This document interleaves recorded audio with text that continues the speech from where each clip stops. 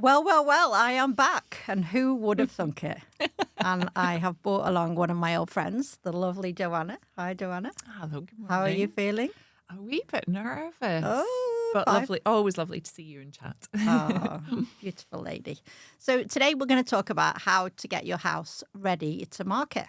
We are. Obviously, the goal is more money. So Absolutely. we all know the better your house is presented, the quicker it sells, the more money you're going to get out. So that's the key for today.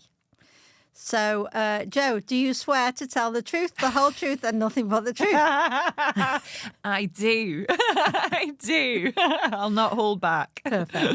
So, Joe has a business called Homebird. Joe, let's hear your little elevator, little synopsis of your business. So Homebird was named because I am a home bird. I love my home. I'm a home alchemist. So I go into people's homes. I help overwhelmed people declutter and clear home, heart and head. So it started with, from a Reiki point of view, helping people within their own skin feel better about themselves, come into alignment.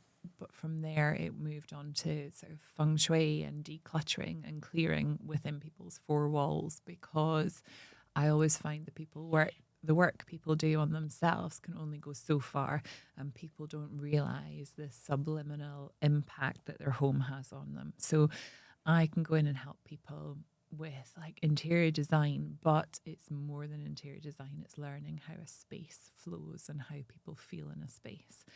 So yeah, that's me in a nutshell. I'm a home bird too. My home is my castle. Absolutely. And Abigail's the same. It's so important. It's your rest and restore space. And people do not put enough emphasis on their homes. You know, we spend 90% of our time in there. You know, we do everything in our homes. It's so important. And people forget about it. They go and sometimes do the work on themselves and think that they want a change in their lives, and they don't realize why the change never comes, because their home environment, they're still reading the same spaces, the same messages. I can't go to bed if my house is a mess because I don't sleep well. And I can't work well if my house is a mess. So I like everything clean. And so I've got that space in my head. And people think that it's just a delaying tactic, don't they? People think, oh, I'm just delaying myself from doing the work that I need to do. But it's not. It's because your subconscious is reading the mess around you. It's reading all the surfaces, and you're subconsciously telling yourself everything you've not done, like all the promises you've not kept to yourself. So there is a reason why everybody wants to have a clean space before they sit down to work. Absolutely. So for me, there are some clear categories in terms of getting your house market ready. So first of all, we're going to talk about, which I think is the most important, is decluttering. Yes. Absolutely. So, where should people start? What's the biggest mistakes? Where can they add value? What direction can you give, Joe? Absolutely. So, yeah, I think people think decluttering is just, that it has to be hard, and it really doesn't. I work very closely with people to showing them manageable steps to decluttering and clearing. And it can just be seeing things with fresh eyes. It's realizing what has lived in certain spaces of your home for so long that you're just used to seeing them, and forget that there's that pile of paperwork there. There's that cupboard that's stacked full that you never go in. So yeah, decluttering is important, because when people walk into a space, they're not realizing that when your buyers come through that door, they're wanting to envision what their life would look like. And you conduct these beautiful viewings. You're so seasoned experts at taking people around a space. But if people can declutter, they're making your job far easier, aren't they? Because the potential buyer can envision their Christmas dinners. They can see where the Christmas tree is going to go. They can feel how that space might be for them. So decluttering isn't just shoving a load of stuff in cupboards, because these buyers, these buyers are nosy though as well, aren't they? They open cupboards, and if they see things falling out, all it sends the messages is that there's not enough space in the house. Or the house is a bit unloved. Yeah, absolutely. Yeah, absolutely. And what's it hiding? Yeah, what's it hiding? Exactly. And talking about hiding, that's exactly when like all these like plugins and everything are awful, aren't they? Because people think, like, what is that scent trying to cover up. So when there's all these horrible chemicals in a house, you just feel like people are hiding things. No, absolutely. So when we and Simon go and photograph a house, we literally take out anything from the room that we don't want in the photographs. Yeah. And you kind of have to have that mindset before we even get there, don't you, to give us a good head start? Yeah, definitely. At the end of the day, people are employing you to do what you do best, aren't they? Yeah. So if people can kind of think in advance and just, I would always say 50% of what's on your surfaces needs cleared, needs gone. There doesn't need to be piles of stuff. Nobody needs to see it all. It just needs to be cleared. And, you know, our homes are meant to be lived in. They're meant to be our spaces. But when you sell, you know, it is a product that you are selling. So you've got to think of your home as a product. The most expensive product you're ever going to sell. So it needs to be exactly. right, doesn't it, Joe? It does. So if there's like piles of clutter everywhere, or you've got loads of things under cupboards or on top of cupboards, it kind of draws your eye. And so it detracts from your beautiful home, doesn't it? Yeah, very much. And it's that first impression that you need to get just right, so that when you do walk through the door, you're setting the stage. It's like when we first meet people and connect with somebody, you make your mind up in the first 10 seconds. Absolutely. And it's the same in people's homes. Yeah. Definitely start with your front door. Yeah. You've got a load of dead plants around it. Yeah, definitely. Gone. So yeah, that doorway from a feng shui point of view is your energy center of your home. That's where the energy comes into your home. So anything, any dead plants, any cracked pots at the front door, it's all about that curb appeal when you first pull up.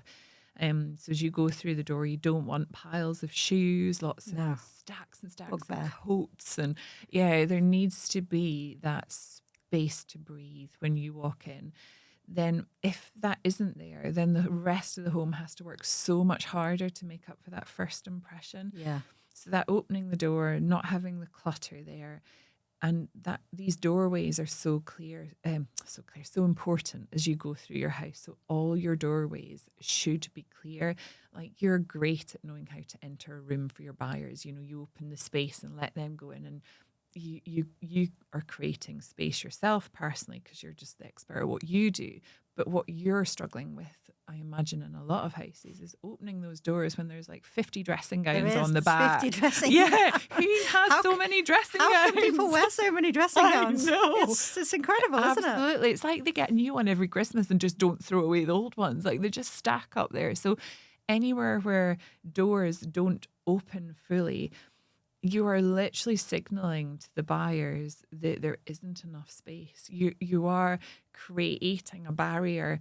I mean, doorways, even not just for a selling point of view, they're very important in relationships. So when you look at feng shui, your doorways are like the link in relationships too. So if your door catches on a rug, you'll tend to find that there's friction. Wow. Yeah. So much. Who knew? I know. So much of feng shui is so metaphorical, and it's amazing. Once you turn your eye to it and your mind to it, it's not complicated. You know, you really begin to see that all it is the energy in your space.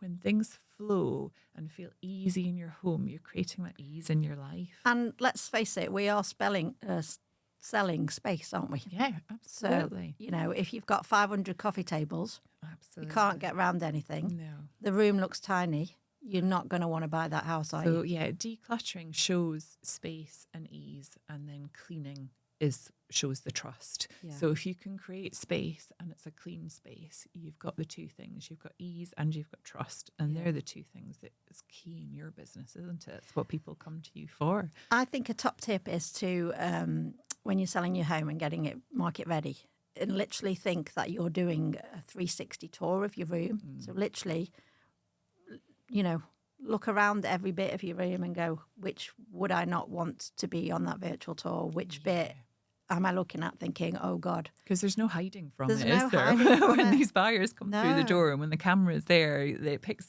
it all up. Absolutely. And we're used to our flow through our house as well. We're used to how we walk into rooms, the cupboards we go to, how we exit out. We're kind of used to that. So again, it's coming into your rooms from different angles, standing in all the different corners of your room and looking at it with fresh eyes. Yeah. Thinking what messages you're artwork sending? Like, what messages the clutter's sending to people? What, what's it show? So I've obviously met you in a very cluttered house, Joe, but I know you've got lots of stories for us. It wasn't my house, was it? What's your best story in terms of decluttering? Okay, there's loads of stories. I think it's a shame because I visit so many clients who have got so used to living in a state of disarray that they almost become numb to it. And that's really sad because I know the difference it makes to people when we start that decluttering process, when they start to feel lighter. That's where everybody's expansion and growth comes from. So there was one house in particular that I went to, and she really didn't like her lounge space. She hated being in the lounge in the evening. She said it just felt heavy and it just wasn't a space she enjoyed being. And this is beautiful from the outset. It was a beautiful lounge, really lovely, very cozy, cottagey, really nice. But when I began asking her questions about that space, where does she sit? How is she feeling? We then discovered that actually she kept the ashes to all her dead, passed away dogs, all her dogs that passed under the sofa. How many? Oh, I can't remember. Oh. But like, obviously very, very loved pets, obviously huge grief there. But all these beautiful little boxes were under the sofa, exactly where she sat every night. So exactly where she sat. So by being able to move them for her and give these lovely boxes, give them a home that, recognised how much the relationship meant to her, but also gave her that freedom from that grief, the weight of that grief that space in that room was carrying was huge. There's been loads. So there's been someone that's really suffering from heartbreak after a relationship finished. And I'd been all around the house and I couldn't quite pinpoint what was out of alignment. And then I went into her bedroom and straight away I saw it. At the bottom of her bed, the picture on the wall was actually of a broken heart. It was an illustration of a broken heart. So the reinforcement every day. Yeah, absolutely. Yeah. Every day, subliminally just reinforcing that broken heart. Oh. But in her head, it was an album cover. It was a happy memory. Like, she didn't see it as the broken heart. And this is what I mean about when you put that fresh lens on and you begin to see your space differently. Yeah, absolutely. It's incredible. So, it's decluttering is just number one, isn't it? Definitely. And then after that, obviously, the next really big thing is about having a very, very clean house. Yeah. Deep clean. Yeah, definitely. Like beyond what we think is clean. Yeah. Give us some tips for that, Joe. So again, just back to the front door, really cleaning down the door, because it's amazing how many scuff marks, fingerprints, spilt things. Give your front door a really good clean. I'm mad on my essential oils, so I would pick your favorite oil and just clean with intention. Clean that front door down, clean the step, sweep up that entranceway. So clean the area that people are walking into. Windows in particular, inside and out, they're the eyes to our life. Like that. Mirrors. Mirrors, windows, really good cleaning. And getting into corners, like this is the thing, as I say, we're used to our flow through our house and our rooms, but we forget that buyers take different routes. Buyers look at different things. So it's getting into the corners and, those lovely stripes you get when you've hoovered, the fresh carpet, those things, it sounds silly, but it shows care. Yeah. And it's that trust. You're building trust. You're trying to keep nothing hidden from people. So it takes away the worry when they're purchasing. You won't believe how many people just don't even bother getting the Hoover out for viewings. It's number one, isn't it? Yeah. And I tell you, a bugbear of mine is like when you're in the bathroom and you see dust in the corners. Literally. Toilet roll dust. Please just mop the floors. I know. It's just these things that people think the house is unloved. Yeah. And it's devaluing your property, isn't it? Yeah, absolutely. People are looking for reasons to lower that asking price, aren't they? Yeah. So as they walk around, they're looking for all the reasons. So if you can build trust and reassurance and ease, you're not giving them red flags. You're not No. giving them things to look into. You know, if you've got 5 viewings in a day, you've got to remember the cleanest and the most decluttered, aren't you? And you're going to think, oh, that was a lovely home. I can see myself living there. But most people, I'm sure you find that as soon as they've got, as soon as they have their house ready for sale, they think, oh, quite like it here. I'd like to stay. It's like, well, why not? Why don't people give themselves that? You know, I love that. You know, I always think by the time me and Simon have got somebody their brochure and they look at it and they say, wow, why am I moving? yeah.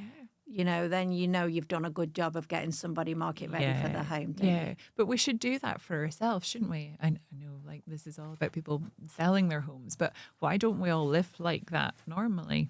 I mean, I do. I spring clean all the time. I'm obsessed. You do. Your house is very, very clean. Very, very tidy. Show home ready. So, Joe, if I've got £500 and I just want to give my house a bit of a facelift, or less than £500, what are the quick wins? Okay. So interiors, cushions, lights, paint. What are the quick wins? So I'm massive for not spending money because I feel like there's so many changes you can do without spending the money. But if there is a bit of budget there, I definitely think at least half of it needs to go on repairs. And then these are the bits that, as the homeowner, you never really see because you've been so used to living with it. So it's the things like dodgy switches, cracks in paintwork, light bulbs that have blown, leaking taps, like you need to walk around, you know, as if you're a handyman and thinking, what could I do that would just make this place look like it's functioning at its optimal kind of level. Lighting for me is massive. I hate the big light on. I love mood lighting, but it all has to be the same sort of tone and warmth. So no bright white bulbs, all warm bulbs, dimmable if possible. Create lovely pockets of light in your home. I think often people think if they're doing the viewings, I know you do all the viewings, so you're very good at going around and making sure aesthetically it looks it looks the best. So you guys are great at that. But and that's why people need to make sure all the bulbs are in the lamps, everything that is there ready It's to amazing go. how many people they don't have all the lights in their house working. Yeah. It's critical, isn't it? It is. And even from a feng shui point of view, and people don't realise this, so, you know, if you've got broken bulbs or things that aren't functioning, energetically what that's doing as well, it sends signals to you, like you are not stepping up for yourself. You're not gifting yourself those simple things that make life just feel easier and flow. Absolutely. I mean, if you've only got £100, just literally on a handyman is essential, isn't it? Yeah, definitely. Obviously, if there is that wee bit more, if it is that £500 budget, you can spend half of it on the handyman and maybe the other half on painting. But again, just think of the high traffic areas. Hallways, scuffs, hallways, dogs. Yeah, hallways definitely first of all. It's your first impression, isn't it? Yeah, definitely. It's so key. A doormat. Yes, fresh doormat. I mean, it costs you about £12. You know? It's kind of a tatty thing that you're just used to looking at. A simple doormat from Dunelm or wherever is quite cheap, isn't it? Yeah, very much. I do think like a lot of people forget that I love to advise people to shop in their own home. So go into your own home, even if you wanted to go and take all the pictures down from around your home and stack them all up in one room and look at them all and almost start thinking about where you want to position things, because we move house and we take everything with us and we put things back up where they've always been. Just look at it all with fresh eyes. You know, even take all the plant pots in your house and then go and put them all in different places. But plants are key. Yes, I love plants. I know. They brighten a room, don't they? They do on so many levels. And it's amazing the number of people that say, oh, I can't keep a plant. I can't keep a plant alive. But it's really funny. Like, it's very much based on where you are in your life as well. Like, I never used to be able to keep plants. They always die. Mine die. No, I bet they don't, though. They do. I have to buy entirely new plants once a year. Do you? Yeah. Well, at least you do. At least I don't know you what do. I'm doing wrong, but once a year I have to go out and buy new plants. Do you? I would have thought you keep plants really well. We'll dig into the that, ones Tracy. that are really good are fake. Yeah, and people often say to me, are fake plants okay? And I'd always say to, have a mix. It is good to have real plants. Fake plants are fine because, again, they're just signaling growth. They're signaling life. But definitely, yeah, if you any budget left, spend on some plants and spend on growth, and especially at your front door, really anchor in that entranceway to your front door, having matching pots, no cracks, no breaks in them, nice matching pots each side with good, healthy plants each absolutely. side. Yeah, totally. So I, for one, think that if I look at a front door and it's scratched, it looks like the paint's cracking, for the sake of a tin of paint and an hour, Definitely. it's literally a game changer. People think your house is unloved. Yeah. That's the first impression of your house. It's got to be right, hasn't it? It's showing that care, isn't it? If somebody thinks that someone's cared for where they live, it lowers that risk for a buyer. The buyer's thinking this home is cared for. I don't need to be on high alert looking for what's reasons. wrong with the house. You're instantly thinking survey, uncover other things. Literally. Like if the drain pipe's hanging off, please fix it. Totally. It's going to bring people are going to think your house. They're going to have to spend thousands of pounds on your house, aren't they? Yeah, it's that handyman. We all need a good handyman. Yeah, absolutely. So we see a lot of broken door handles, no bulbs, etc., etc. So it's key for us to point things out like this before you get somebody to your house. It's all little helpful top tips, aren't they? They're easy things. You're not asking a lot. And for the people where it's not so easy, that's where I go in and help people. The people where it is a bigger task. It's not just a case of clearing surfaces, because people get in a way of living that they do find the clutter gets too much and they become so bogged down and so overwhelming. Stagnant. Yeah.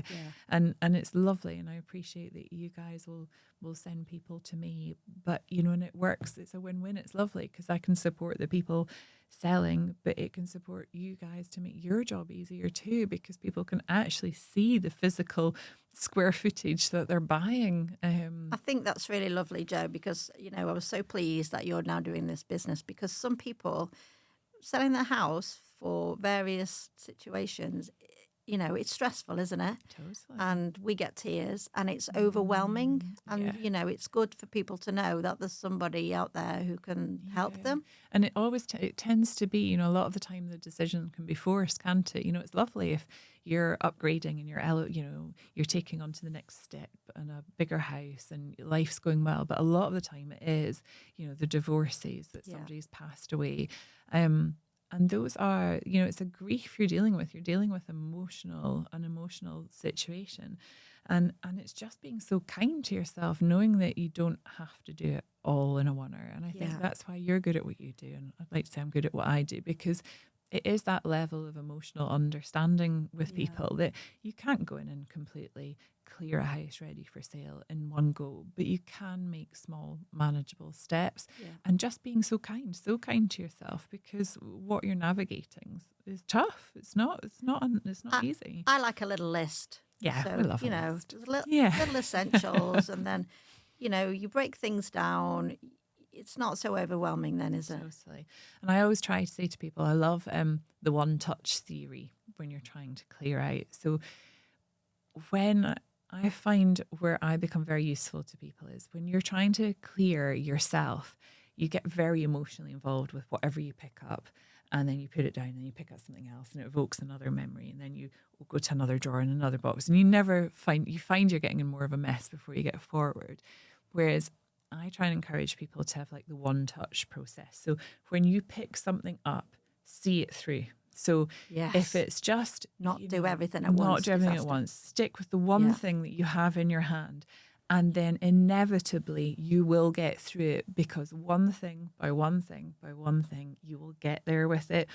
Whereas if you're just scattergun, it's a nightmare. It's a nightmare. And then the overwhelm gets too much, and then you walk out the room, shut the door, and think you'll deal with it another day, and you're scared to go back in. You'll start crying. So, pick up that one thing, always.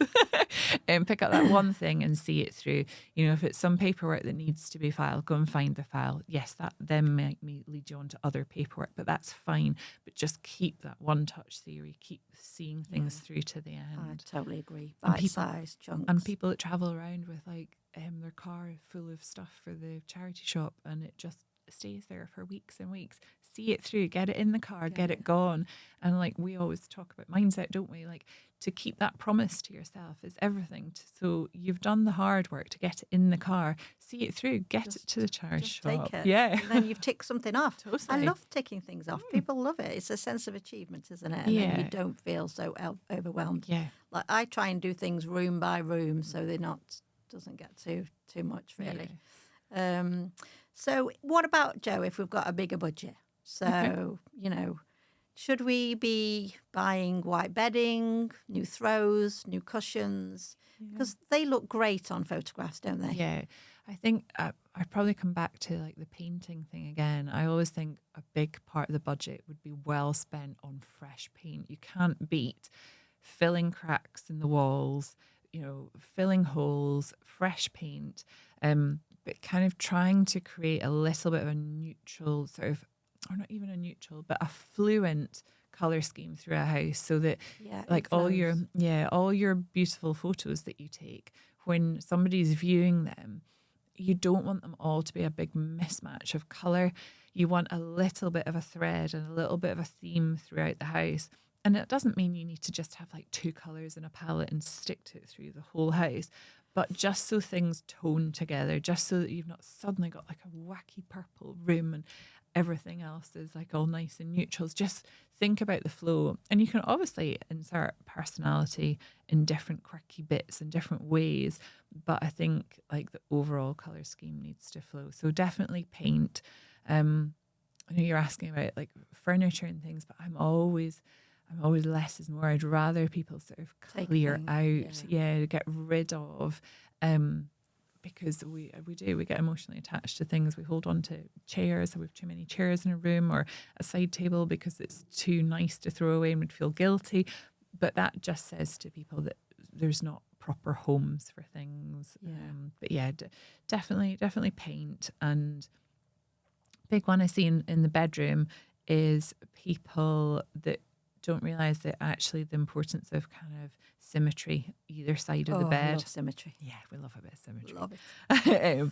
And that signifies symmetry in relationships as well within your life. So, or even if you're on your own, if one side of the bedside, obviously that you use, is full of stuff and then the other is totally redundant, again, that's an imbalance. So if you are actually single and you're looking to bring someone into your life, bedside tables are a great place to start. So matching either lamps or just matching amounts of stuff, like maybe like, if you've got a couple of books one side, that's fine. But again, not clutter, because sleep's so important to us too, and that affects all these things. Absolutely. Yeah. So, when you can't see the bedside table because there's glasses and remote controls and hair clips and makeup bags and all these things, just like pop them away.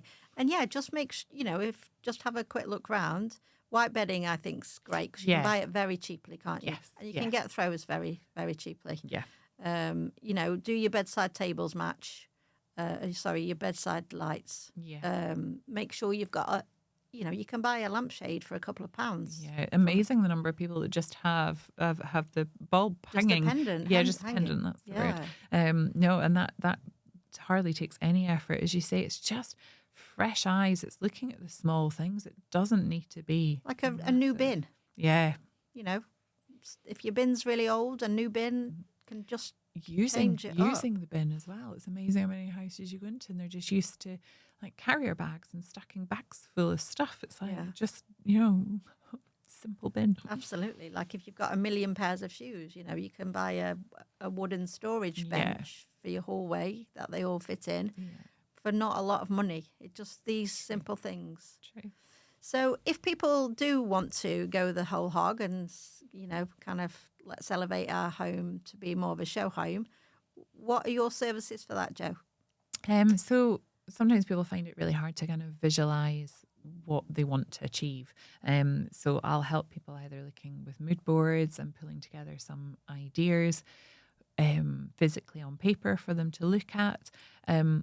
A lot of the time it can just be worked in conversation. So I learn a lot about people walking through their house with them people don't realize how much their body language and how they talk about a space gives away what they really feel about a space. You can watch people like physically like shudder when it's an area that they're not happy with. I've So got first-hand experience of this, haven't I? So Jo looked around my house and she said, right, I know which rooms you like and I know which rooms you don't like. That's And there you go. right. There's Yeah, our plan. absolutely.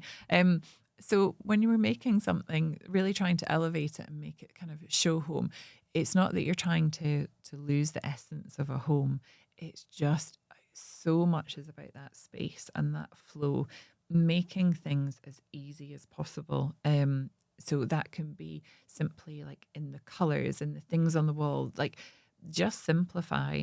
And and I always think it's a shame, like if people look like their rooms straight out of like a Next catalogue. Like it doesn't need to be like that. You can have personality. You can have knickknacks that have been so important to you, but it's just not overwhelming. Yeah. It's just keeping things. And a Yeah. simple bunch of nice Oh, flowers. yeah, always.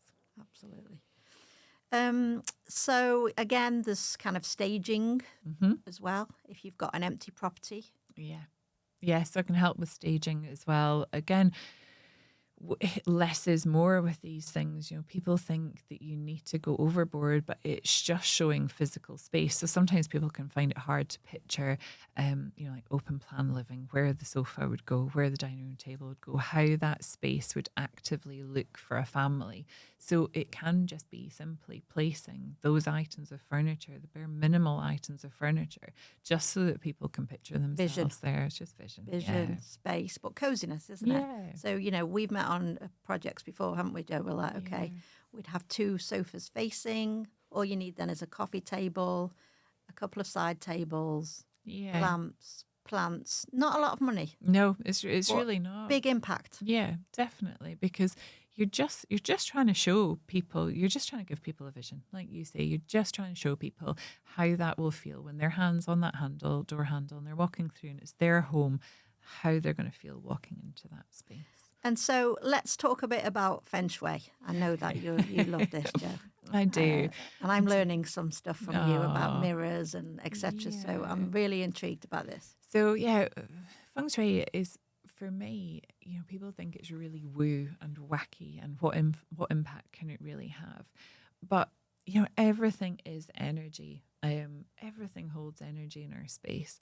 And when you can learn very, very simple things, it can really help support you in your life. So we were looking at that one house we've been to, and there was like a huge mirror facing the front door. And, that in itself is just a bit of a no-go, because the energy of your house flows through your front door. Any good chi, any good energy comes in through your front door, and if there is that big mirror reflecting it back out again, you're going to struggle to bring in sort of abundance into your life. Mirrors either side of your door, absolutely fine, but that one in front of you reflects it back. The same as staircases. So if staircases are right opposite your front door, that flow of energy tends to be quite speedy, so flowing down from the stairs and out the front door. But you can do simple sort of cures for that. So like even just a round rug at the bottom of the stair just helps slow down that nice, energy. Isn't it? Yeah. A bit of a calming influence as well, is that right? Yeah, definitely. And what about broken mirrors, Jo? Yeah, definitely not broken mirrors. So mirrors reflect back on us what we want more of. So we have to be very careful about what mirrors reflect. So if you've got a mirror that's reflecting like your loo, for example, like into your bathroom, because lots of people don't shut their bathroom doors. Who would want to see themselves? I know. But even like, so you don't want anything like that reflecting back. The same as if it's in, like in a dining room space. If you struggle with like weight issues, like if you're sitting there eating, mirrors multiply what they're on. So you want to be able to make sure in your view, your line of view, when you look in a mirror, like double check what you can see in that mirror. Make sure it's reflecting back, maybe a nice big plant or a tidy corner somewhere that you really love. just to be aware of that. And I know we mentioned it before, but doors are my biggest bugbear too. Like the importance of being able to open Fully a door open in the a door. space is everything. Like that's your ease. Catching on carpets, bulk behind the door, it's just straight away tells me that there's What about conflict. sort of positioning of things? So, Yeah. where should your bed go? Yeah, If so you've got a little occasional chair in your bedroom, things like that. So beds are the big one in feng shui. They're the ones that kind of people tend to talk about most because sleep is so important to us. Yeah. And where I try to help people is that there are like rules, like traditional kind of feng shui rules, but in this day and age, we can't always have the freedom to place our bed wherever we want. Sometimes it just doesn't work like that. So again, it's putting the cures in place that kind of can help. Ideally, you don't want your feet facing out the door. So you don't want to be lying with your body in direct line of your bedroom door. You don't want to be completely facing out the door. That's why I can't sleep. So ideally, my bed won't go anywhere else. I know, and this is the thing. This is why we have to work with that. Big mirrors in rooms, like mirrored wardrobes and things, sometimes can create issues for people because of that kind of almost fast flow of energy. But they do make a room look They do spacious bigger. and bright, Yes, don't they? exactly. So it's the They balance, do. isn't It's it? balance, but you can bring in different elements. So you can bring in different wood elements and different colours that balance that out. So there's always ways of dealing with these things. As much as you can take the sort of traditional rules and work with them if you can, there's always ways around it if not. But yeah, it's what I enjoy most helping people with. I love it. And, we've touched on this already, but getting yourself emotionally prepared to sell your property and in a positive mindset, Joe, that's what I want to talk about because we're both, aren't we, big into positive mindsets and really getting into the mindset to be positive, and it helps us to sell your property. Yeah. Because you're going in so positive and ready to help and get that house on the market as soon as possible and sold as quickly as possible. So if you're bringing in so much positivity and good energy and picturing a good outcome, you need your seller to be on board with you and that coherent kind of relationship. But I always think if someone's going to spend their time worrying about, what if their seller is like a pain, or what if the buyer's a pain? What if the buyer wants to knock us down? What if, like, do you know, if you're going to spend your energy doing all those things, just spend your energy picturing the perfect buyer walking up the drive. See that perfect buyer walking into your home. Absolutely. If you think from the start home's never going to sell, No, it's not. It's not, No, is it? totally. You've got to go into this with a positive mindset. Yeah, and I think that's what you and Simon do, don't you? You're very, very good at that. That from the outset, you're giving people that end game, that plan. You map it out for everybody. You're looking after all the viewings. There's nothing for them to worry about. They just need to give you that lovely stage that you can then go on and sell from. Yeah. But that positive outlook is everything, because you need to put the care into your home so that you can absolutely stand by your home and be like, this is it. It's going to sell. Why wouldn't it? Absolutely. Because, I'm the most positive person ever. And, we go into each property and are like, okay, let's get rid of this, and this for the photos. Yeah. We do all the prep for you. You're so hands-on, aren't you? We produce a fantastic brochure with the best photographs. The virtual tour. We're really good at selling your home to appropriate, whatever's appropriate for that person. Yeah. So we come with such a positive mindset, and it really does help when the sellers are in the same mindset as well. Totally. It's just that seller realizing what they've got in you as well, and vice versa. It's that lovely relationship which you're very, very good at building with people. But there's nothing worse, is there, when someone's feeling very down about something. It doesn't help anybody. I'm all for giving people a hug if they need one, leaving people with positivity. But really preparing mentally, even if you're in a difficult circumstance. Yeah, totally. To be honest, then it's exciting moving house. I know it can be stressful, but we try and take that burden from people. But it's a very exciting thing. I've And always loved moving. Well, maybe not every time, but generally, on the whole, it is exciting. It's a new chapter for people. They've got a chance to kind of rewrite the script and go again. You know, that fresh platform, fresh start. Even when it is, unfortunately, you know, through heartache or breakups or whatever. You've got to have the belief that something better is coming, something good's going to come out of it. You know, it's happening for a reason. yeah, and you know, I often say to people, you know what? And if I see you in 6 months, you'll tell me how much better your life is. And you know, it's all, you know, I've never known anyone tell me that it's not. So I think if you start with that in mind, try and keep that in mind. Totally. And then there's a few other really essential things, like let's talk about pets, Jo. So getting your house market ready with pets. Yeah. Pet owners never smell their own animals, do they? in a space. It's a tough one, isn't it? Like, you probably find that actually getting the pets looked after out the home, which is probably easier for you because you're doing the viewings, aren't you? Absolutely. So people can take their pets out. Go and take your doggy for a walk, whatever. Yeah. Put the litter tray outside the back door for the cats. Like, just general good etiquette around. And don't put the plugins in to cover up the pet smell. Oh my God. They're so smelly, aren't They're they? awful. And we know that we're breathing in synthetic stuff that doesn't support us, doesn't lift the vibration of our homes at all. So yeah, don't try and cover up smells. Like, open windows, ventilate, fresh air. Opening the windows just creates a flow of energy, and that's what you're wanting when you're selling. Obviously, you know, you're bringing in that fresh energy. Yeah, fresh air, absolutely. Yeah. So I know that you sell some essential oils, Jo. Oh, yeah, I love so if we did want to elevate getting our house ready to market, whether it to be to cover up from doggy smells or to bring positivity, etc. What are your kind of top tips on that? So straight away, lemongrass is my favourite one. Lemongrass.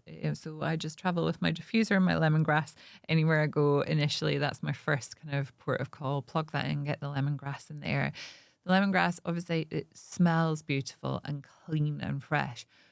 But energetically, you know, if people have been through a tough time, it helps. It really helps clear that sort of stagnant energy, that weight in a space. So if you can get, and it's quite personal too to people. Like, if there is something emotionally that's being dealt with, there's an essential oil to help with it. There's something that will go in and help support on an emotional level, as well as making the house smell divine. You know, when we walk in a space and when something smells nice, it does lift us, but we know when it's chemical and synthetic, and we know when it's natural. Like, our bodies will let in pure essential oils. Our bodies are happy with those scents. You know, people quite often worry about like overwhelming with smell, but if it's pure and natural, your body doesn't block it. Your body knows that it's actually good for it.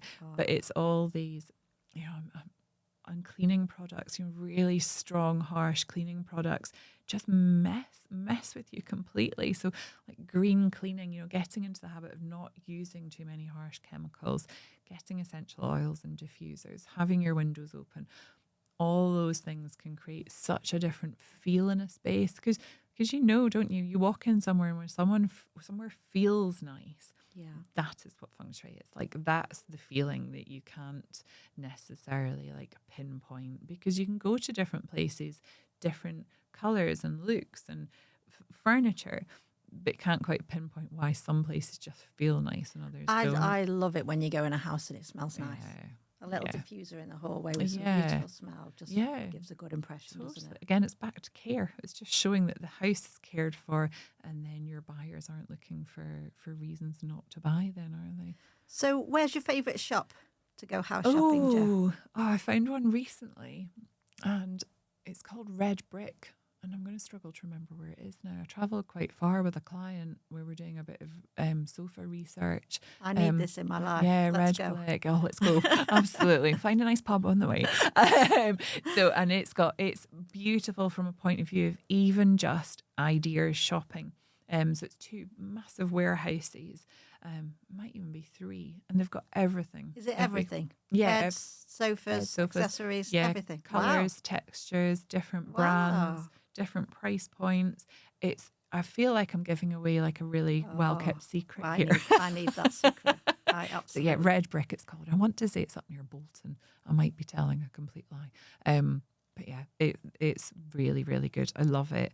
And I always say to people, like, even just like on travels, like, you know, if you're on your travels and you're on holiday, and if you're doing places or experiences that mean something to you, collecting like a piece of art or something that holds really good energy for you, you know, rather than trying to be too contrived in a space, you know, things that mean a lot to you will vibrationally, you know, hold that good feeling. You know, people say, like, if you question if you really need something or if something's right for your space, it generally probably isn't if you're even asking the question. Absolutely. Fresh eyes, Yes, fresh outlook, definitely. positive outlook. Definitely, it's what we're all about. So, if you think that you would like a bit of Joe in your life, Joe, your business is? Yeah, so Homebird, Homebird Holistic on sort of social And media your phone number? handles. My number is 07815 920 222. And how can they find you on socials? Yeah, so Homebird Holistic, I am on social media, and Wellness Retreats Spain is a big part of what I do as well. And I'm at Whitmore Lakes every second Sunday doing some lovely sessions in a sauna. So I'm kind of all over the place, but you can track me down. Very talented lady.